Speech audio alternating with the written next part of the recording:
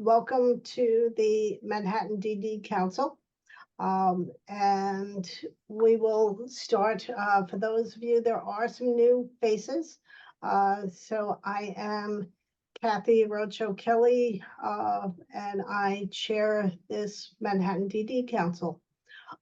We generally start our meetings with announcements.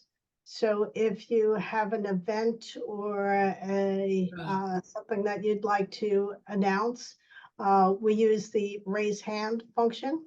And if you just raise your hand, we will start with announcements.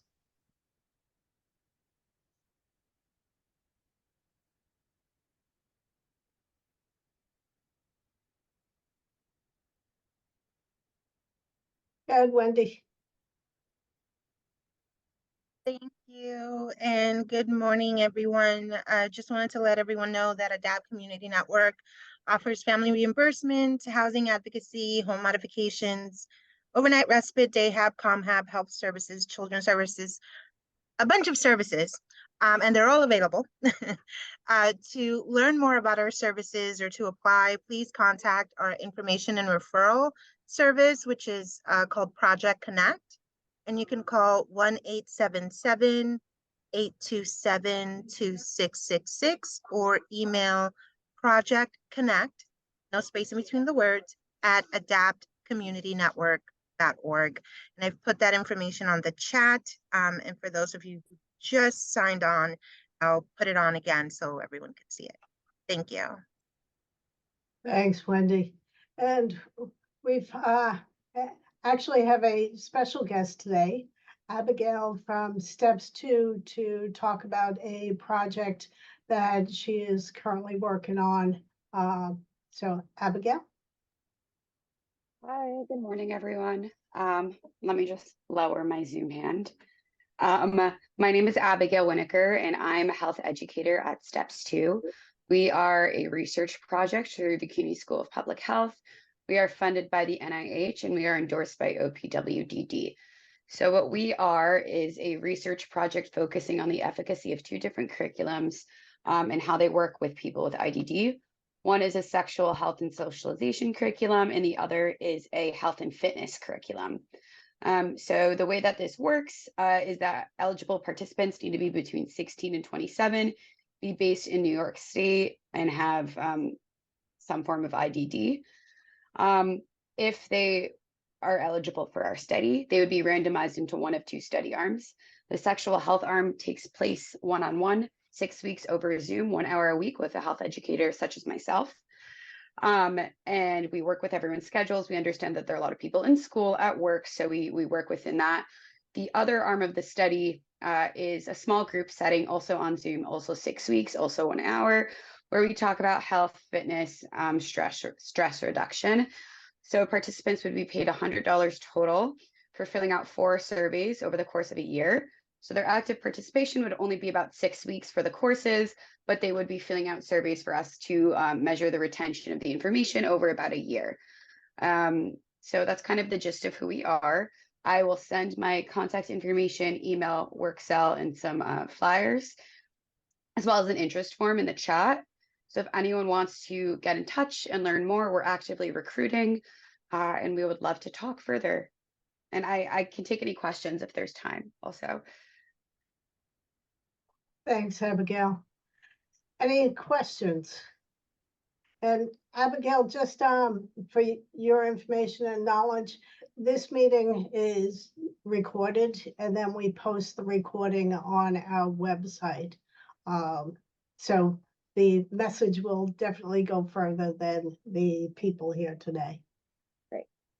So I will send my contact information in the chat, and I'm happy to set up a Zoom call to discuss more with anyone who's interested. Great. Thank you. Thank you for having me. Any other announcements?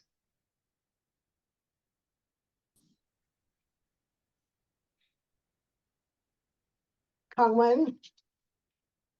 Thank you. Sorry, I don't really have my camera on right now. There are some issues in the background. I just want to say that YI Crisis Intervention is accepting referrals for Queens and Manhattan, and we currently support with behavior management, counseling, and connecting to other services and support. I will post our information in the chat. And we also have openings for our parents with special needs program, in-home behavior management, and also Manhattan Social Skills Group. If you have any questions, please reach out to me through the chat or with the email and phone numbers provided. Thank you.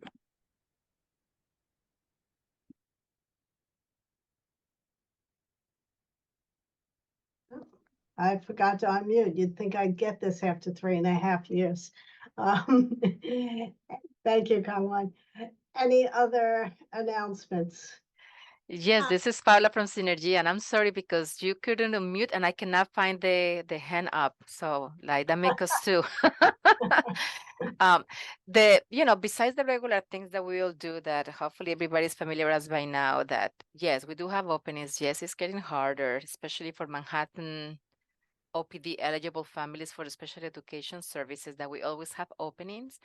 Synergia is moving to Instagram. So right now we have an Instagram and we are inviting everybody to go and follow us there. And I hope that you guys too, if you guys have your social media platforms, I would love to see like, I don't know, maybe for the following or post it on our on the website, like, hey, these are the agencies and these are their social media platforms. I think that's a great way to connect with families.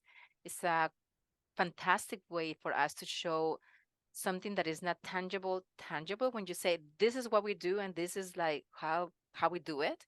And we've been using pretty effectively our Facebook page, but right now we're moving also to Instagram. So let's see, families have been asking for that, and other more platforms, but it's like baby steps, because for that would you need someone who's going to be on point, posting, curating, and paying attention to the back and forth conversations that happens on those platforms. So I will drop on the chat later on the link for those who are on Instagram. Great, thank you. Okay, then if no other announcements, we will move on to state news. Sam? Good morning. Can you guys hear me? Yep. Okay. Good. I was going to say good afternoon. Good morning, everybody. I am filling in for James. He unfortunately had a conflict in his calendar. James Doherty, our Deputy Director, but I'll be providing updates. There's not many, but there are some. So regarding the OPWDD strategic plan, as you guys know, it was released in November of 2022. We had a series of forums during the summer from July to August. And now we are currently finalizing our 2023 annual report, and it will be released shortly, and it will be incorporating the feedback that was received during the summer forums. The annual report, the 2023 annual report, will be shared on our website and will also include a plain language version as well as translated versions too. The report will be including, oh, can you hear me? Am I muted? Can somebody confirm if they can hear me still? We can hear you. I can hear you. Oh, okay. Okay, sorry. So the report will also include updates on activities that OPWDD has been engaged in since the release of the plan, and will speak to progress made on our goals and objectives, and it will include an overview of the stakeholder engagement activities that were done during the summer. So next we move on to the unwinding of the federal public health emergency. The COVID-19 federal public health emergency ended on May 11th of this year. Most of the provisions in effect under OPWDD's Appendix K amendment remained in effect for 6 months thereafter, up until November 11th of 2023, this month.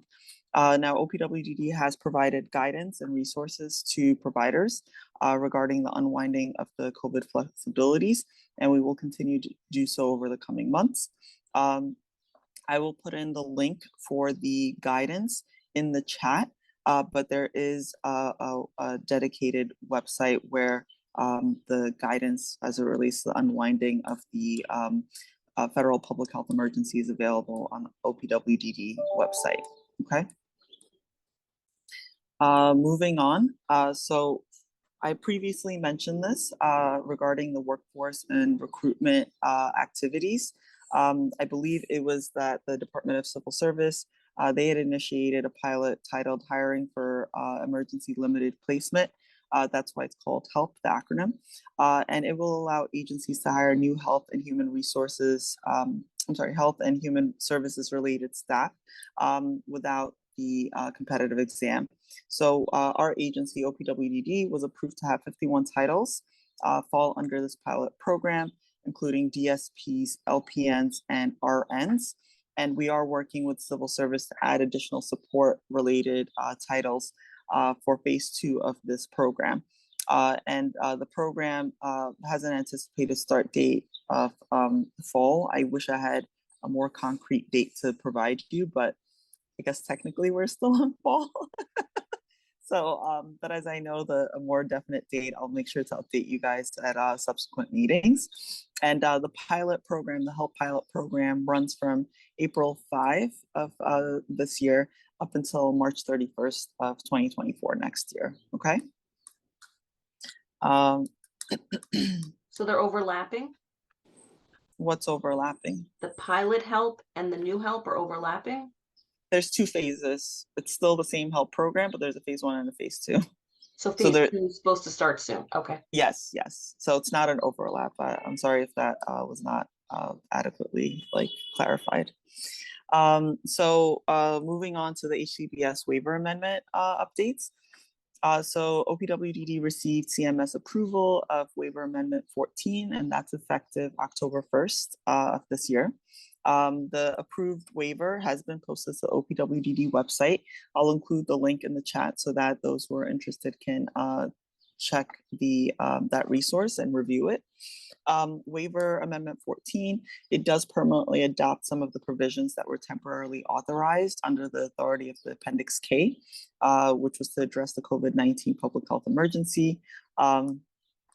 So the HCBS waiver will be renewed in October 2024 for another 5-year period. The approved waiver amendments that are included, as I mentioned, there are some provisions of Appendix K that were adopted. So that would be making permanent changes that were made to the Appendix K, where it called for the remote delivery of family education and training and rate enhancement for IBS services, intensive behavioral services. The changes are to enable OPWDD to update fees for legislatively approved COLAs, cost of living adjustments, without being required to get another amendment.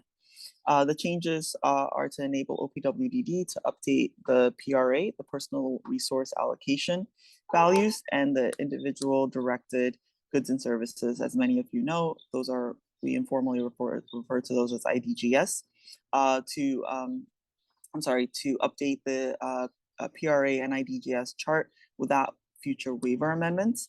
The changes are also to make low-cost home enabling technology supports more readily accessible.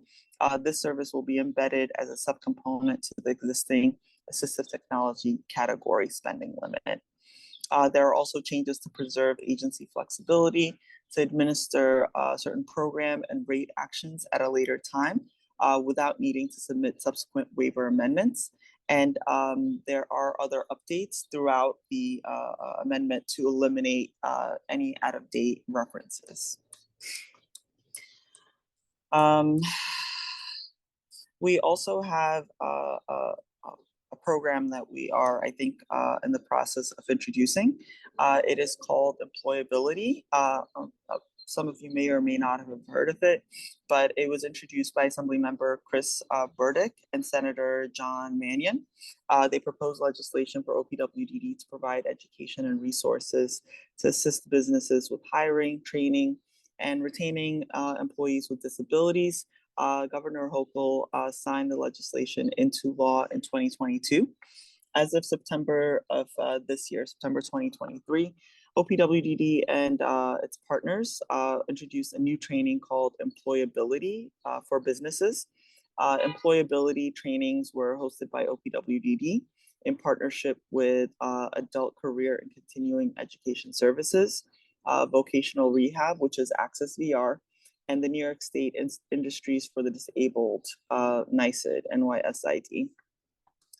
The training covered important topics like tax credits, reasonable accommodations, workplace inclusion, website accessibility, supply chain diversity, and the benefits of hiring people with disabilities. The employability trainings were offered to businesses who previously signed OPWDD's employability pledge, which was on our website. And in October, the trainings were open to businesses across the state. So some updates regarding that. To date, we have 144 businesses that attended the trainings.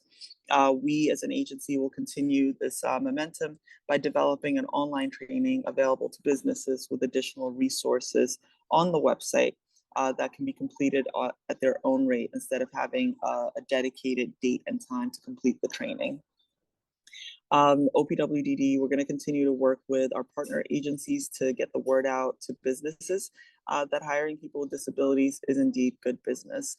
And if you guys have any specific questions about this program, I will also include the contact email address, which is employability@opwdd.ny.gov.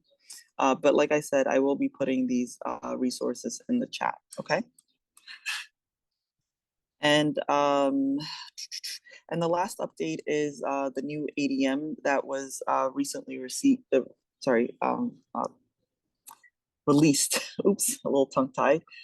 So on November 1st, OPWDD issued final regulations governing eligibility for the HCBS waiver. So I will be putting the link to the specific ADM in the chat as well. And I did not forget, I think last DD Council, there was a question about when the new CROW Certified Residential Opportunity ADM would be finalized and posted. And the update that I was able to confirm was that they are hoping for sometime in January of 2024. But please, if things change, just be patient and I will communicate what the updated timeline is if it does change between now and then, okay? And that concludes the state's updates. Any questions? Just one question. The ADM on eligibility, is that open for public comment? That I am not sure about, but I can definitely check with my eligibility colleagues to see if that is something that is available for public comment. This is specifically for the eligibility ADM that was recently released or that you anticipate being released? Okay. Yeah. All right. I know several of the recently released ADMs, particularly as it related to the unwinding of the public health emergency. Several of those are open for public comment. So just. I know that there was an ADM that was issued in July. Yes. I think maybe that's the one that you're referring to. Yes. Okay, I will see and get back to you. Can I just email that directly to you, the response, Kathy? Absolutely. Yep. Okay, I will follow up and let you know. Any other questions on OPWDD updates?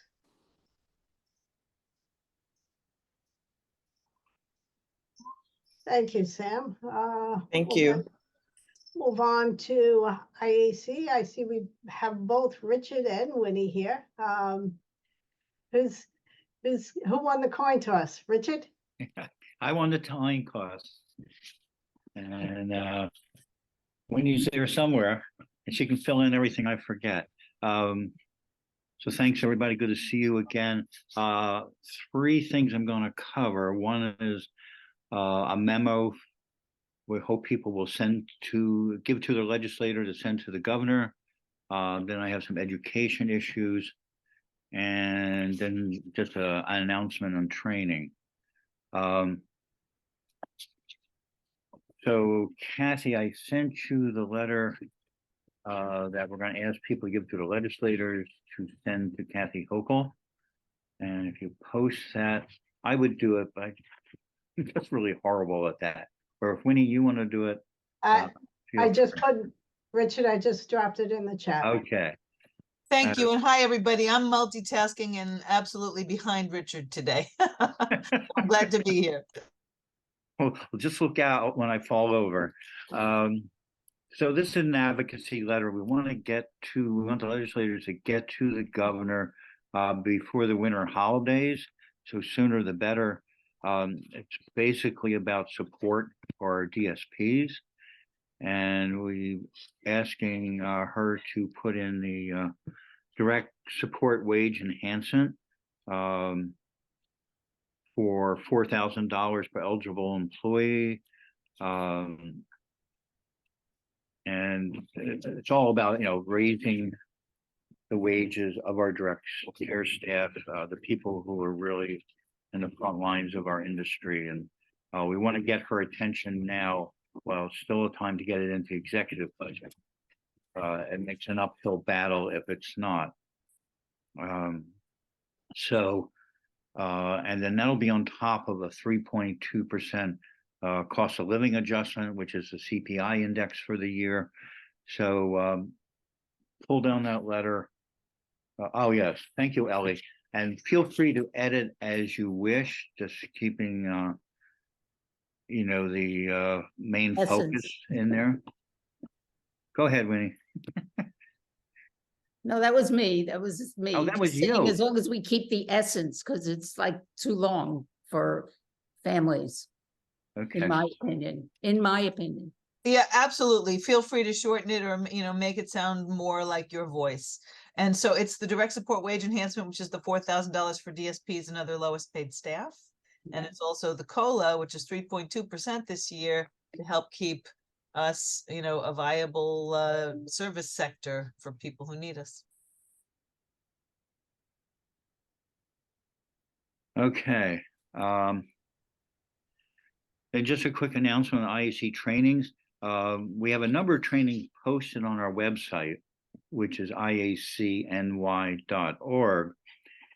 On the website, don't look under trainings, look under events. A better description under events.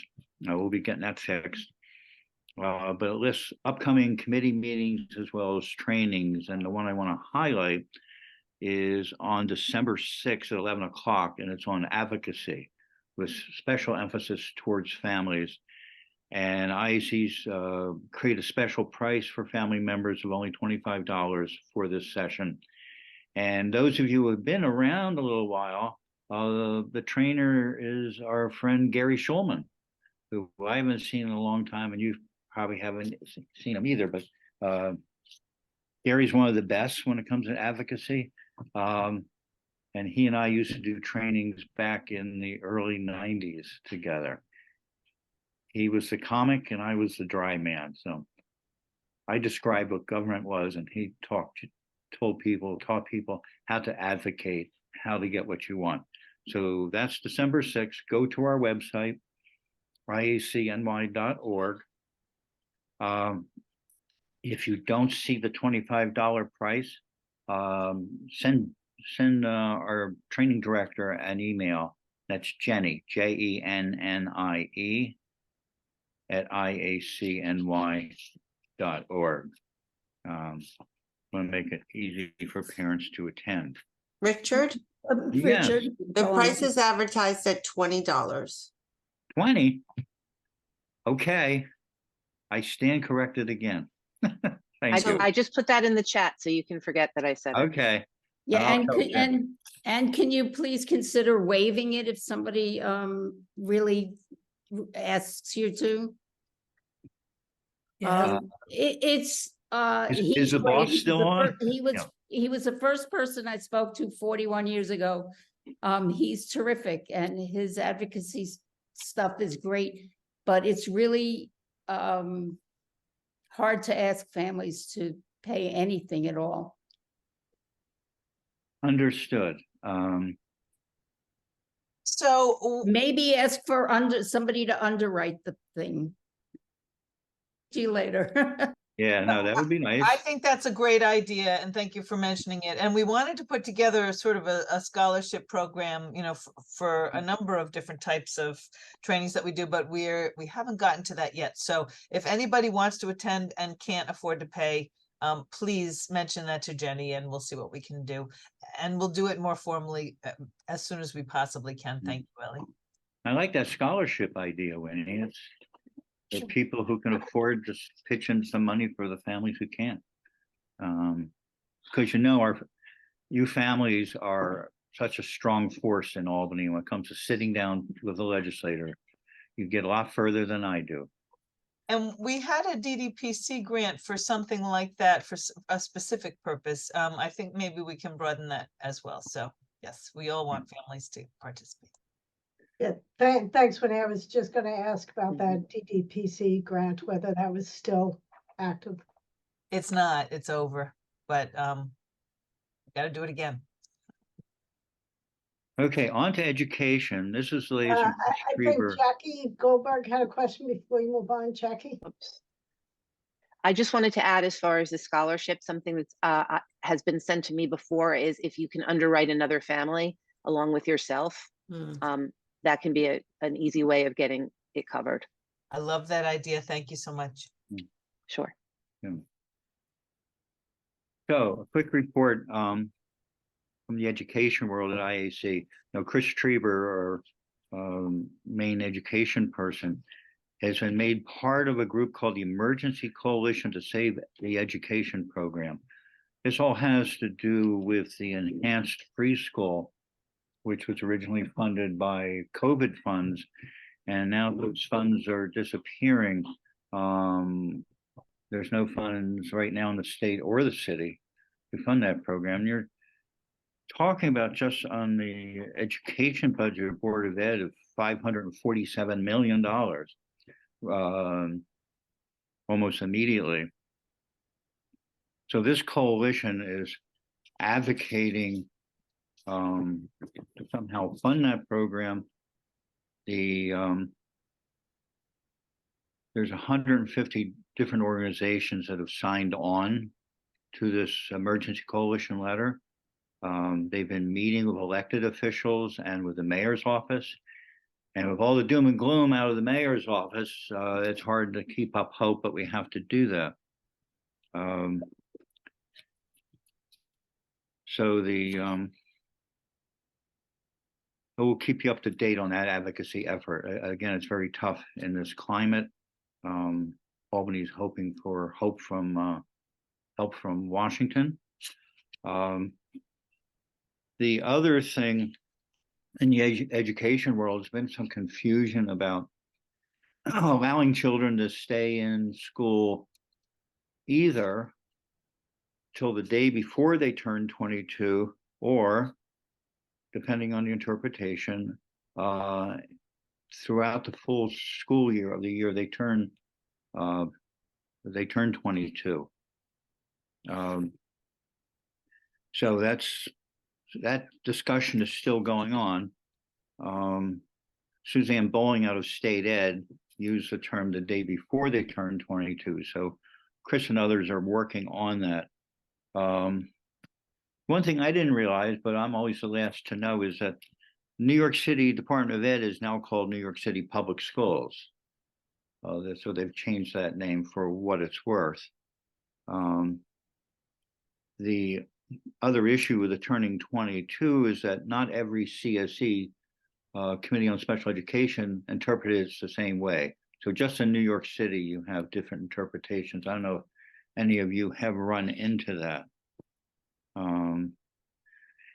And then finally, oh no, not finally, but State Ed is looking for funding for the in-state residential schools because they are not permitted to fill the beds that are now being blocked by people who are over 22, and they can find placement in New York State in the community. So they're still in the residential school, And state ed is looking for money to fund those beds. And finally, state ed stated their intention in the coming budget to add yet another growth factor into the budget. So that's it right now. Any questions? Jackie? Sorry, me again. I just wanted to add as far as, I can't believe the DOE changed their name again because I'm still Yeah. calling it the Board of Education. Right. But I am friendly with the woman whose son is at District 75 school, and she told me that all 5 kids that had graduated last year came back to have an additional year. They weren't able to find day programs, and the school let them know. And I've heard of other people that have no idea that this is even going on. And just speaking from the COVID thing with my son, the whole issue of comp services and extended year, it was so interpreted, as Richard said, in so many different ways. And lastly, how could it make sense the day before you turn 22? That means kids are stopping school all throughout the year. Am I missing something? No. It's the usual Department of Ed or Board of Ed or New York City That's Public even more, Schools okay. confusion.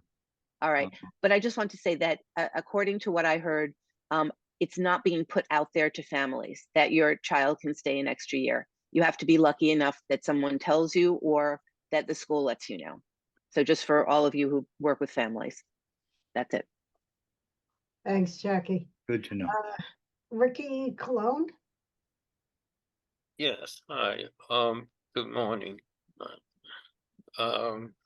Just wanted to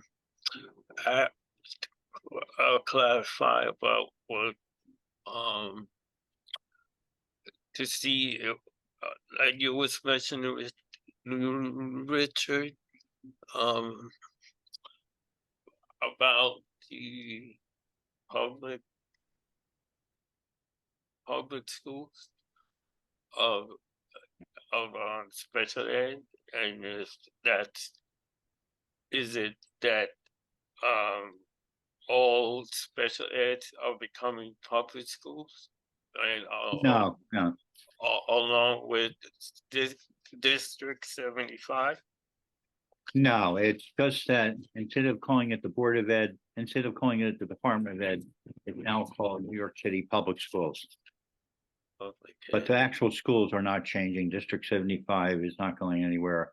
Our 853 schools or 4410 preschools are staying where they are. But good question. Okay. Thank you. Any other questions for Richard? Paola? Hi, good morning, everyone. So regarding the H-22 issue, we have these conversations in a subcommittee that I chair and also in Arise. And we contact Christina Foti and John, I forgot his last name, and it seems to be that they are working on clarifying the issue.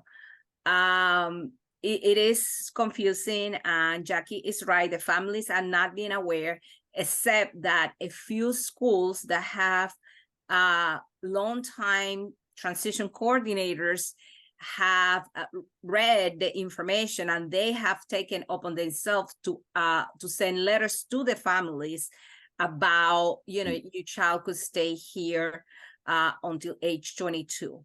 I also want people to be aware that, because it's confusing, if your child graduated, maybe they're not gonna take them back because allegedly they have already met the criteria for graduation.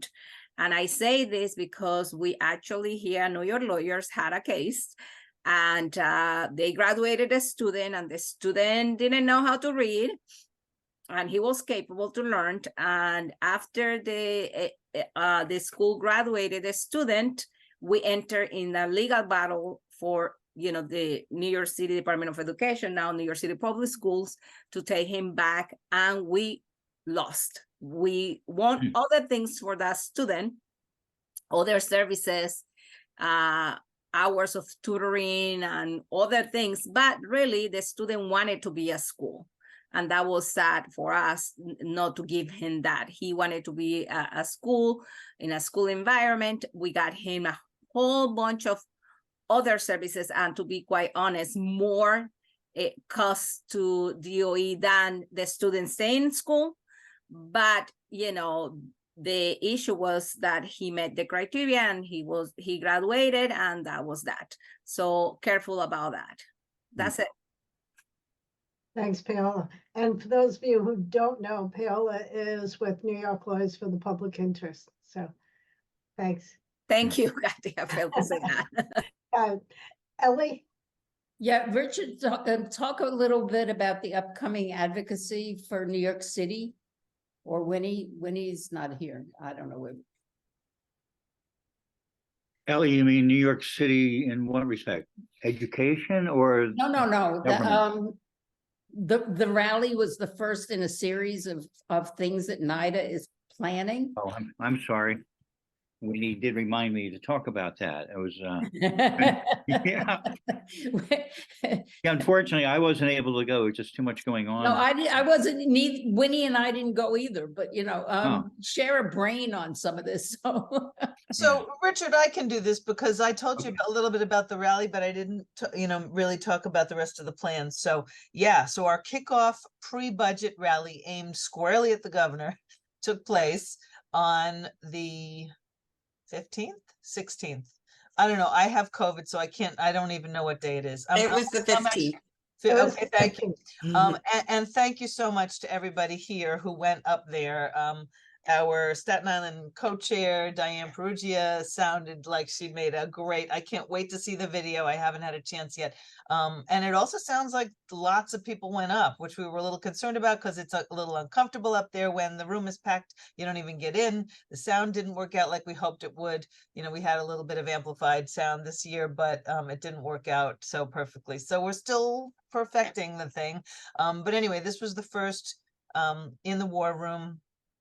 And it sounds terrific. We got 2 bits of coverage by local television, and we had a letter to the editor on, come out at almost the exact same time in the Times Union, and we're doing good. And so thank you so much. Everybody's wearing orange, and the theme is believe. Invest in me. And so thank you. I'm sorry. Invest in me, and me can be, any of those groups. It's DSPs, it's people receiving services, it's families, it's providers, me, all of us, me. So it's a good expansive theme this year, and we're looking for a $4,000, like Richard said, direct support wage enhancement, and also the 3.2% COLA. So there's 2 more big rallies planned. One's going to be in early February, and the other will be probably in late March. So early February is in response to the governor's budget. We're hoping that one's in the well, and it'll be during session. So we didn't have too many legislators presenting, although I didn't get the full count on the November rally that we just had, but there is no session yet. So we're going to get lots of legislators for February and also for March. And we've got a really good white paper that's going to be circulated by the caucus, which is a pretty influential body in New York State politics. So we're thrilled to be on their agenda. And we're always looking for speakers. So for February and also for March. And then there will be regional rally days. So New York City has its own day, Long Island has its own day, and every section of the state has their own day. So we'll let you know when they are. We're still working on the details there, but I think New York City's is going to be in February. And we're even looking at the date of the 12th right now, although I'm not sure that's, we'll get to the actual dates as soon as we know. So there'll be 2 more opportunities in February to get up to Albany, and thank you very much in advance.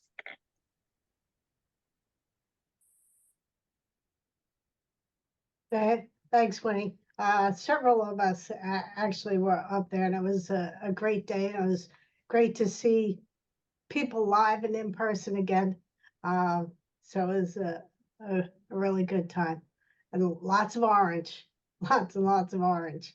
Thank you for those here that went up. It was a good time. Very loud. Any other questions for IAC reports? Then we'll move on to committee reports. Mary or Jackie on the Family Support Service Advisory Council group? Hi, everyone. I'm Mary, and Jackie and I were at the rally wearing our orange. We look like twins, actually. I don't know why they chose orange, but it was a flood of orange. We wore orange construction vests, orange hats. It was about, I heard over 300 people were there in the Invest in Me campaign. A lot of people from New York came up. A lot of people in Manhattan, Staten Island took the bus. So that was a lot of fun. So Jackie and I participated in that. We went to see our local Senator Alex Sports this month, our assembly person, to talk about like what our needs are and for the their DSP pay. And we're going to set up a meeting to actually meet with him in his office. We went to the Queens Resource Fair to see what's out there. We had a great meeting on November 2nd, and that was on Access-a-Ride and with the MTA saying the services out there for individuals. One of the highlights of the meeting, I think, was knowing that certain individuals could be eligible for 4 free rides on a Metro card with a traveling companion. The uninteresting part of that conversation was there's no center in New York, in Manhattan, that they do that. So you have to go to a different borough. And I don't know when they're going to bring back the Manhattan Center, which was on West 16th Street. Upcoming next week is the DDAC meeting. That's on Wednesday. No, it's on Tuesday, November 28th from 11 to 2. We sent out the link for you to join in Zoom. That's in Albany. And our Family Support Services statewide will be on Thursday, November 30th from 11 to 3. We also sent out the link to join us there. And if you want, you can go in person at the Center for Family Support, which is on 333 7th Avenue, and that's at 28th Street. And everything else I think I wrote down, Winnie or Ellie or Kathy said. But we look forward to a December meeting. We haven't had that in stone yet, but we wish everybody a happy Thanksgiving. Question, the 4 free rides, is it per month, per day? It's per day. You can travel 4 times a day with a personal assistant. I forget how they phrase what the actual term is, but it could be a DSP, it could be anybody, you know, if you can't travel alone. And also you said there's no office, there's no Access-a-Ride office at all in Manhattan? The one that's the evaluation center that you have to go for that program. But if you go to Access-a-Ride or anybody needs the information, you can, we'll send out a MailChimp, but if you need, just Jackie and I will put our email in the chat and we can forward you Access-a-Ride or MTA's information. But it's very interesting. It was an interesting point that was brought up that a lot of people don't know about. I mean, I didn't know about it for a while. And it's available. There's things out there that are available. We just have to share it with each other. And that's a big part of this whole thing. You know, alone we can do so little, but together we can do so much. On that note, I'll let Kathy pass it on. Thanks, Mary, and absolutely great information. And you're right on target. You know, the main goal of this council is to share information and join together in advocacy to improve the services and supports for people with IDD. So thanks, Mayor. Great topic. Next, transition, Andrew and David. Good morning, everyone. So yeah, we will be meeting the transition committee on December the 13th at 10 a.m. We'll have some guests from Supported Decision Making New York. A lot of folks pursue guardianship, but some folks want to pursue sort of other alternatives to guardianship. And so the folks from SDMNY will be there to kind of talk through what that process looks like. The meeting will be on Zoom, and we hope to see you there. Happy Thanksgiving. Thanks, David. Louisa or Wendy, the Family and Provider Information Committee.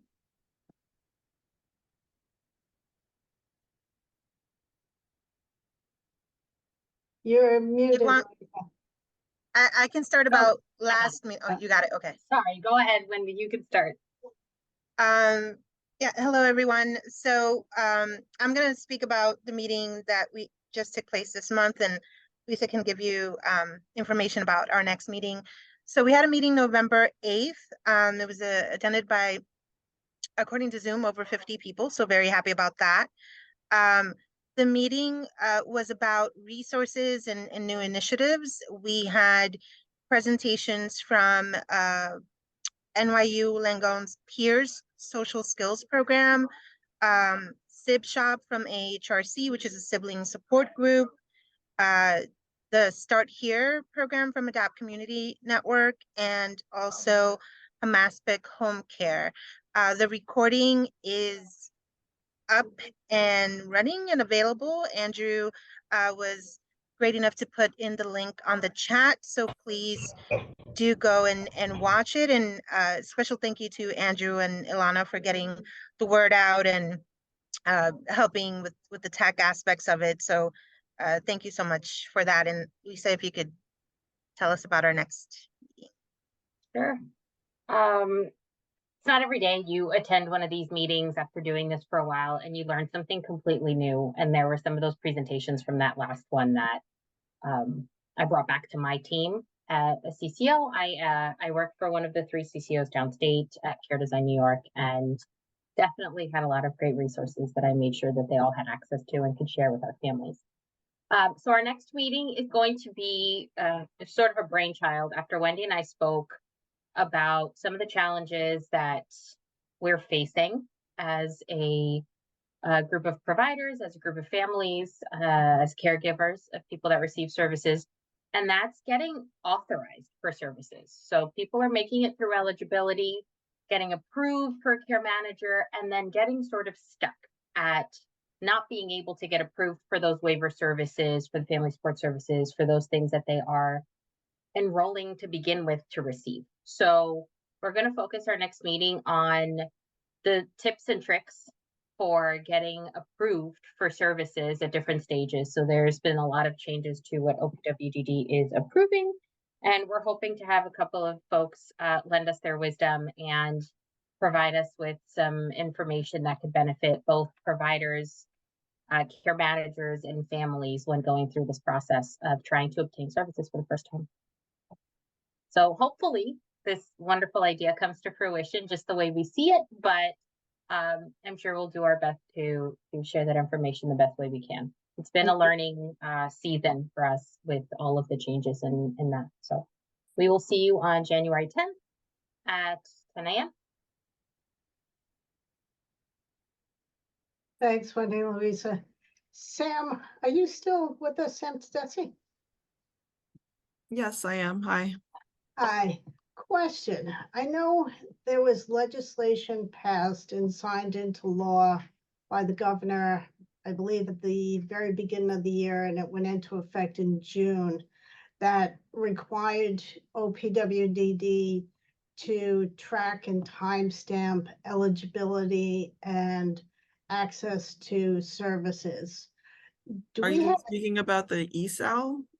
Yes. Okay. Do we have any idea, and I absolutely totally understand that it just went into effect in June or July. Mhm.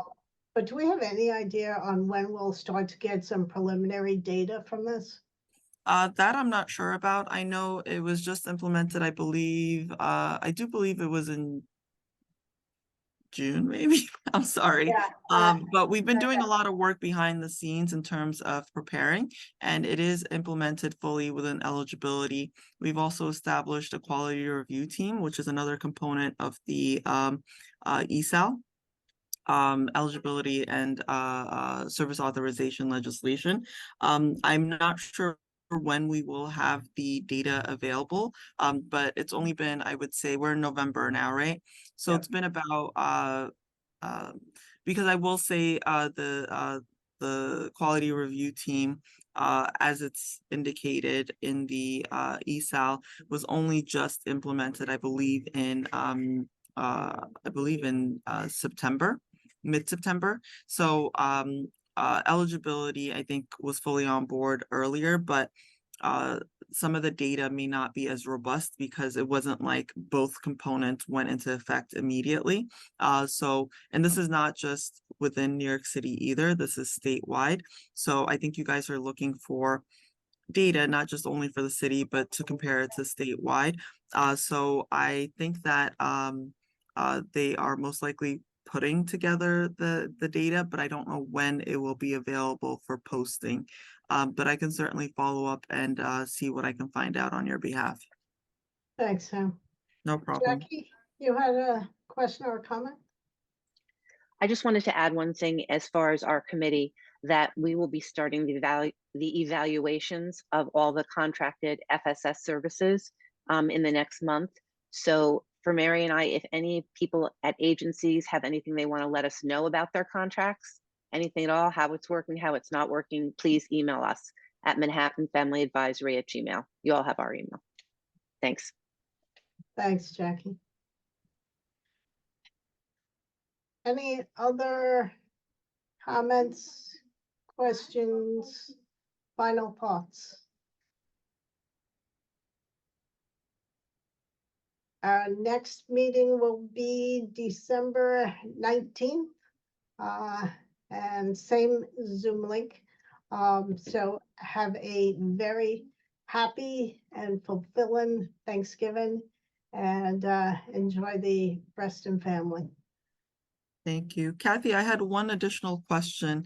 Sure. With the Manhattan DD Council, I know you guys are working diligently towards returning to in-person. Is there a timeline that you can share with us about how the progress is coming along on that front? We are looking to start hybrid probably January. We did not want to, our November meeting is Thanksgiving week, and the December meeting is right before the December holidays, and absolutely did not want to be responsible for any super spreader or inadvertently spreading viruses around. So we are shooting absolutely to start hybrid beginning January.